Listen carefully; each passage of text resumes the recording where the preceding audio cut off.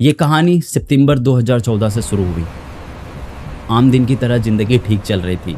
वहाँ के रहने वाले लोगों को एक ईमेल रिसीव होती है इसके एप्पल iCloud और गूगल जीमेल पे। इस ईमेल पे लिखा था आपके यूजर आईडी और पासवर्ड को बदलना है। एक आम नॉर्मल लोग इस ईमेल को वैसे ही ट्रीट किए जैसे और भी कंपनीज़ की तरफ से ईमेल फॉरवर्ड करी जाती है। लोगों ने बस एक काम करा, पासवर्ड बदल दिए। हफ्ते निकल गए, महीना तक निकल गया, इसमें कोई इफेक्ट देखने को नहीं मिला। ठीक 31 अगस्त 2014 की बात है। जो यहाँ के टॉप सेलिब्रिटीज़ हैं, Jennifer Lawrence, Kate Upton, Kirsten Dunst, इन लोगों के प्राइवेट फोटोज़ 4chan वेबसाइट में देखने को मिलती है। ये चीज़ें होने के बाद पूरी तरीके से अफरा तफरी मच गई मीडिया में।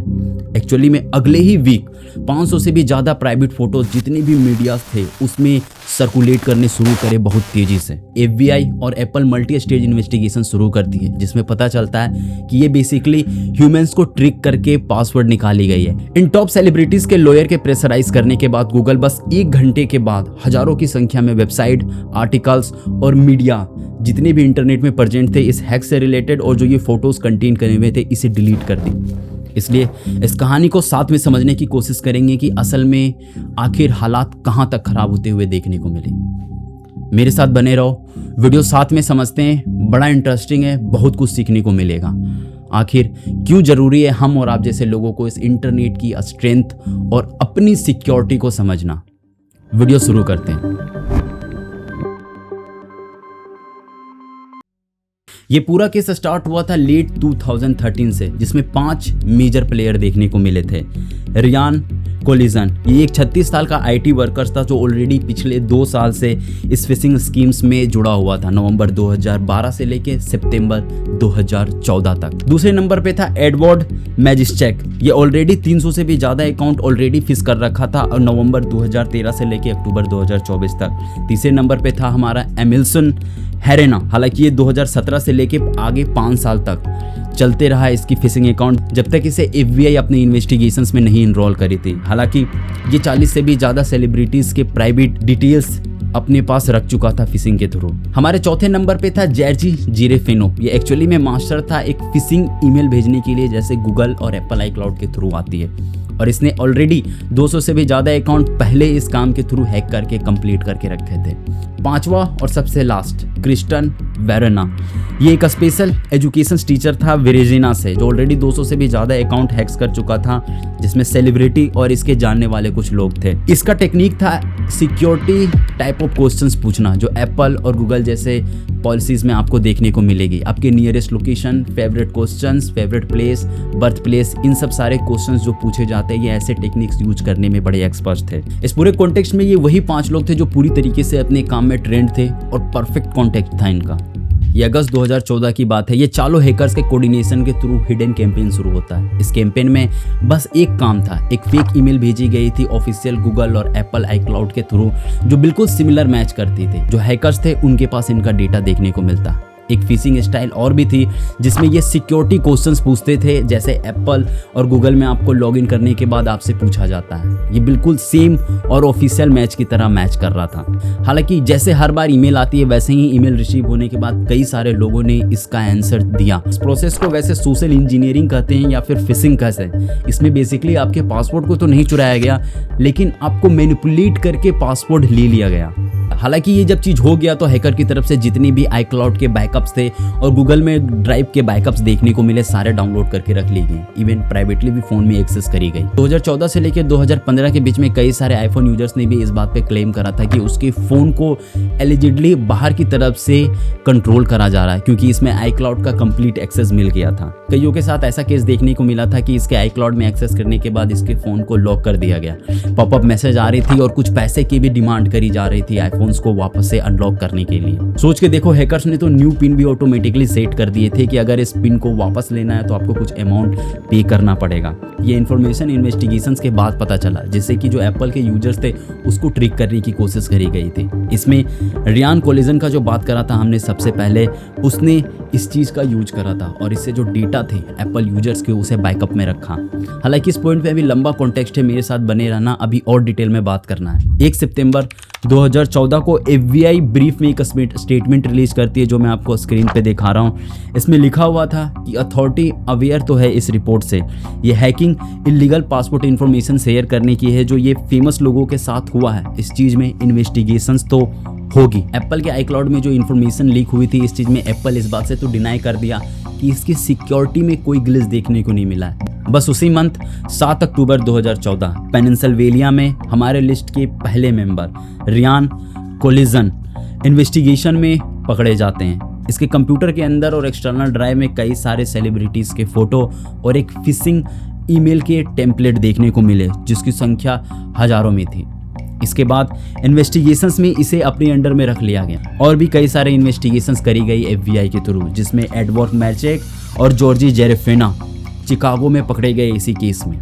खैर 2 साल के बाद 2016 में जाके एमिलो हेरिना चिकागो में ही इस काम को लेके अरेस्ट हुई। हालांकि ये 2 साल का इन्वेस्टिगेशन का समय निकल गया था, टाइम था मई 2016।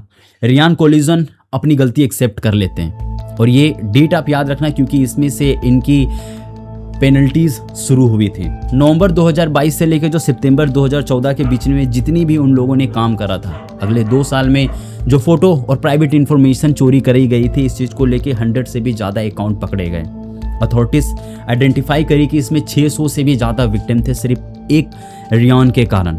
इसमें 50 से भी ज़्यादा iCloud, 72 से भी ज़्यादा ईमेल अकाउंट रखे गए थे जिसकी इंफॉर्मेशन इन स्पेसिफिक पर्सन के पास था।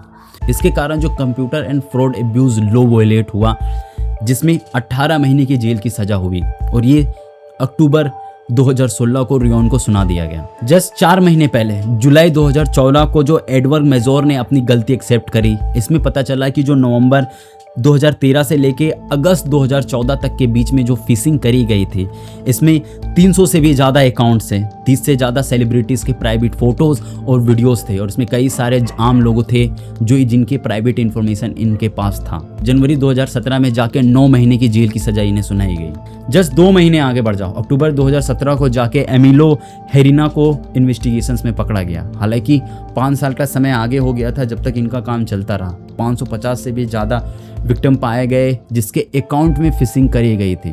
40 से भी ज़्यादा सेलिब्रिटीज़ थे, लेकिन इनके साथ थोड़ा सा केस अलग था। ये इमेजेस ऑनलाइन डेटा में पब्लिक नहीं करे थे, बस ये बिटकॉइन में एक्सचेंज करने के लिए तैयार थे। हालांकि बाद में FBI के थ्रू ये नेगोशिएट करने के लिए भी इस बात को तैयार थे। हालांकि अल्टीमेटली एक 16 मंथ का जेल इसको भी हुआ। वैसे समय ठीक ही निकल रहा था, बात अक्टूबर 2014 से चल रही थी। हमारे टीम मेंबर का तीसरा नंबर प्लेयर था जॉर्जी गेरिफिनो। इसे 2018 में जाके अरेस्ट करा गया। 250 से भी ज़्यादा यूजर ID और पासपोर्ट इसने फिशिंग मेल के थ्रू इनरोल करके रखे हुए थे। ये डेटा जब मिला इसके बाद इसे अगस्त 2018 में जाके 8 महीने के लिए जेल की सज़ा सुनाई गई और 3 महीने के लिए इसे अंडर सर्विलेंस में रखा गया। FBI की इन्वेस्टिगेशन के दौरान 2017 में जो हमारे फॉर्मर टीचर थे, याद है क्रिस्टोफर बेहना, इन्हें इन्वेस्टिगेशंस में पकड़ा गया था और ये एक्चुअली में अक्टूबर 2018 को जाके अपनी गलती मान लेते हैं। जब इसके पास इन्वेस्टिगेशंस करी गई तो पता चलता है इनने 200 से भी ज़्यादा अकाउंट्स, सेलिब्रिटी और वो लोग जिनको ये जानते हैं उनके डेटा इनके पास था। इसके साथ इनने special security related question and answer भेजने का काम करते थे। लॉयर की तरफ से ये भी बताया गया कि iCloud और गूगल ड्राइव का बैकअप भी डाउनलोड करके रखे हुए थे जिसमें कई सारे फोटोज भी इसके साथ था और इसके पीछे कारण बताया गया कि अनऑथराइज्ड एक्सेस और इलीगल तरीके से पर्सनल इन्फॉर्मेशन चोरी करने के कारण। हालांकि FBI की ऑफिशियल डेटा रिवील करने के बाद ये बात क्लियर हो गया था किसी भी टाइप का सिस्टम क्रैक नहीं करा गया था, लेकिन जिनके डिटेल्स रिवील हुए थे उनके अपनी पब्लिक और पर्सनल लाइफ को लेके हर्ट हुआ और एम्बैरेसमेंट बहुत फील हुई और इस बात से इस चीज़ को लेके वहाँ के जितने भी हैकर्स थे उन्हें से पनिशमेंट दी गई। हालांकि एप्पल भी अपनी इस इन्वेस्टिगेशन से ये बात क्लियर कर दी कि कोई भी सिस्टम ग्लिच देखने को नहीं मिला है और उनने ये बात भी रिकमेंड करा था कि जो यूजर्स हैं वो actually 2 step authentication verification on कर दे जिससे कि प्रॉब्लम आगे ना देखने को मिले। इवन स्ट्रॉन्ग यूजर ID और पासवर्ड के लिए कंपनीज की तरफ से सजेशंस देखने को मिला था उनके यूजर्स को लेके। हालांकि प्रेशर इतना ज़्यादा बनाया गया था कि लॉ एंड ऑर्डर में भी चेंजेस करे गए। 2014 में जाके कैलिफोर्निया की तरफ से क्विकली रिस्पॉन्स देखने को मिला इस इन्वेस्टिगेशंस को लेके। इस लॉ का नाम रखा गया था SB 1255। इस लॉ के थ्रू ऑलमोस्ट यही बात थी कि बिना कंसर्ट के किसी के भी प्राइवेट फोटो, वीडियोज़ और किसी भी टाइप का इंफॉर्मेशन आप नहीं भेज सकते, नहीं तो ये कंप्लीट इलीगल माना जाएगा। और बाद में यूनाइटेड स्टेट ने भी 2014 और 2015 के बीच में लॉ इंप्रूवमेंट करा वहाँ के पब्लिक और पर्सनल प्रोफाइल्स को ज़्यादा से ज़्यादा सिक्योर रखने के लिए। सोशल मीडिया प्लेटफॉर्म की बात करें तो एप्पल और गूगल ने अपने प्लेटफॉर्म में सिक्योरिटी और इम्प्रूव कर दी। गूगल ने काफ़ी सारा डेटा ट्रिक कर दिया, एप्पल ने 2 स्टेप ऑथेंटिकेशन प्रोसेस इनेबल कर दिए। रेडिट जैसे प्लेटफॉर्म को हज़ारों की संख्या में डेटा डिलीट करना पड़ा। जो फोटोज़ और जो चैट्स हो रहे थे इस हैक को लेके वो सब में बैन लगाना पड़ा।